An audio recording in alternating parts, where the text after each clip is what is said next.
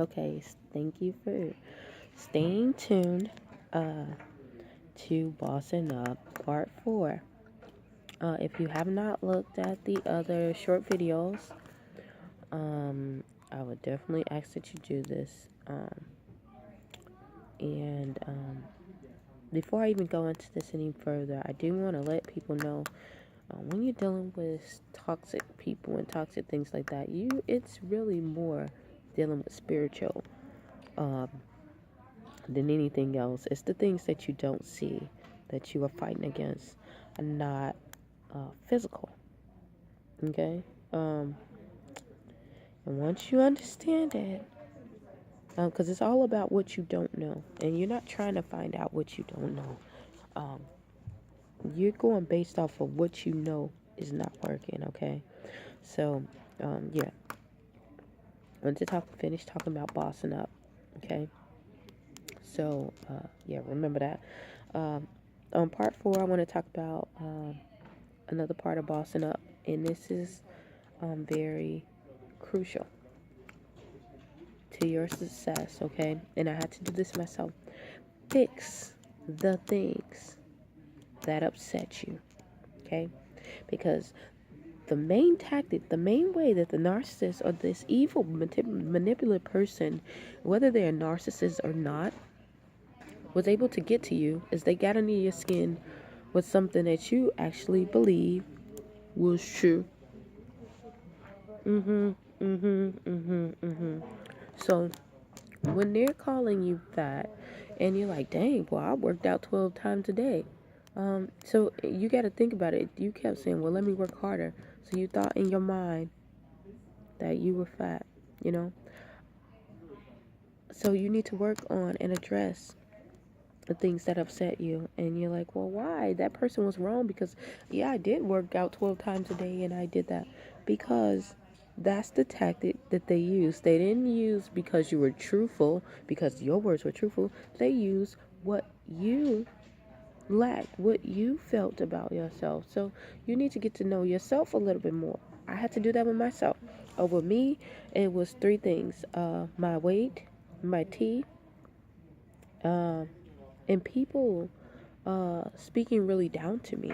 You know, even when they need help, they'll call me and using me like a trash can. That's what it was, using me like a trash can. And people are like, "Well, I didn't ever use you as a trash can." Well, when you come and you have these problems and you speak to me, and I love giving out information, I really do, because I love researching. I love trying to have information for myself, because once I know information and I apply it, it becomes knowledge. And once I apply it and I get an understanding, it becomes wisdom. Okay.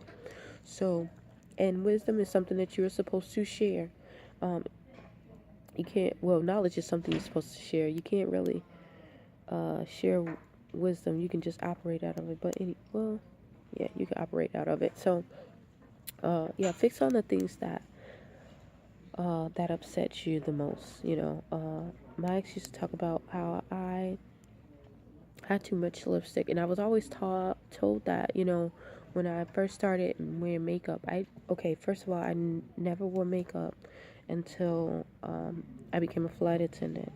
And when I started, and I had to, because at that career you had to have lipstick on and you have to have mascara and blush for the airline that I work for. Now, certain airlines don't do that, but all of them have a standard to where you're supposed to wear, and you're supposed to have these grooming standards, because you are the front face of the company, and you are there really because you look very, even though it's for the safety of the flight, but it's for the look. People, you want someone that is pleasing to the eye, so you do things that flatter your body, not only your face but your body.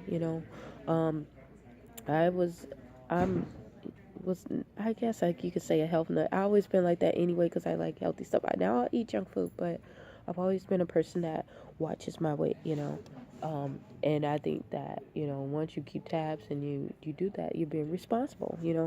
My ex knew that, that I really cared about my weight. Both of them did.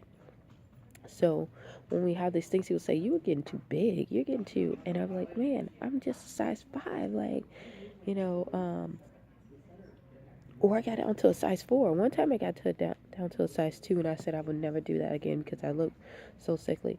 So work on those things that upset you. It might means that you may want to go and lose weight. You have kids and you've gotten a little chunkier because you've been taking time to work on everyone else except yourself. This is the time to do it. Work on yourself, okay? Another thing I had to do was my teeth. You know, even before I even had, got hit by the car, I was so conscious about it because people used to say, "Oh, you got big teeth and you got this huge smile." So I used to be really conscious of it. Or they like, "Oh, it's pretty as well." But this, when I got hit, it looked different.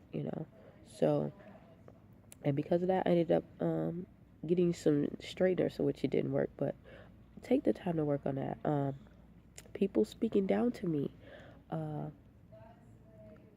Limit your conversations to them. If you don't have to talk to people who are disrespectful, don't. There are sometimes that you have to because you um, are put in unforeseen circumstances, like at work. You might have a change of operations, a change of management, a new bosses came and they're just very disrespectful.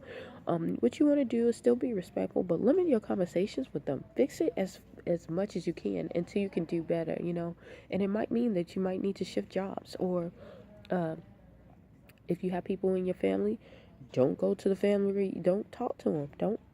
Don't have that much conversations with them. If they want to be an emotional wreck, and they want to act like that they are helping everyone else, so they listen to their problems, but then they listen to everybody else's problems, and they want to dump them all on you. Um, don't be available for them to do that. Just don't. And it's okay. It's gonna have a little backlash. It's gonna be a little sting. But I promise you, it will get better, okay? Because they're going to find someone else. And you might feel hurt too, but understand it was never about you. It was about them. It was about them getting what they needed. So, yeah. And that's freeing you, okay?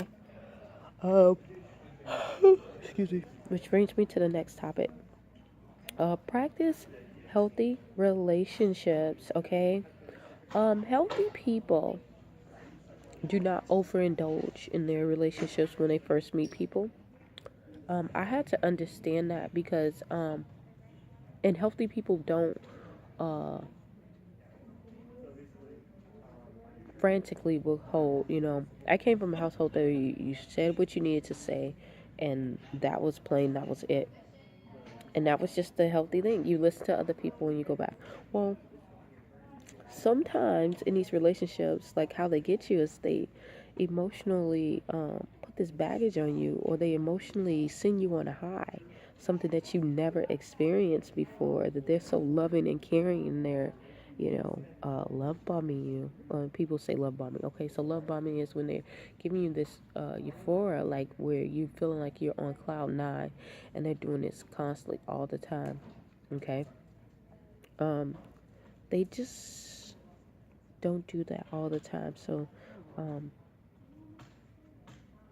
yeah, understand that a healthy relationship does have some low points in their life, but they still try their best to be very, very respectful, and it's an equilibrium. They try to do equal,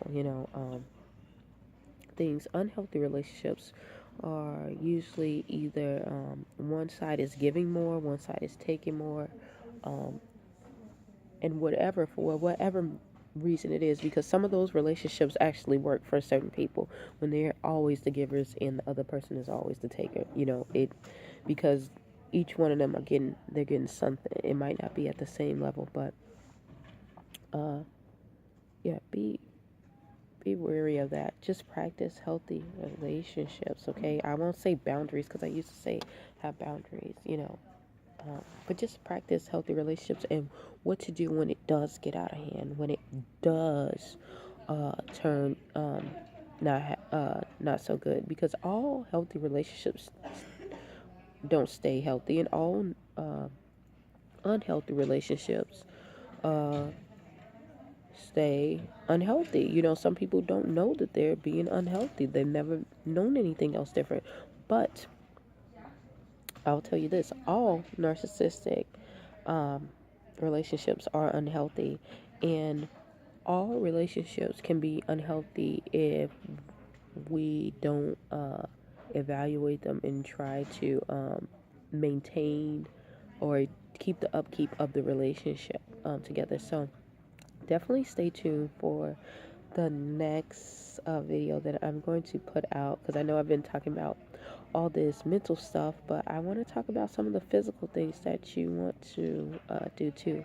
Hopefully something I said and done will help you on your journey. Definitely stay tuned to Journey to Jerusalem. Thank you.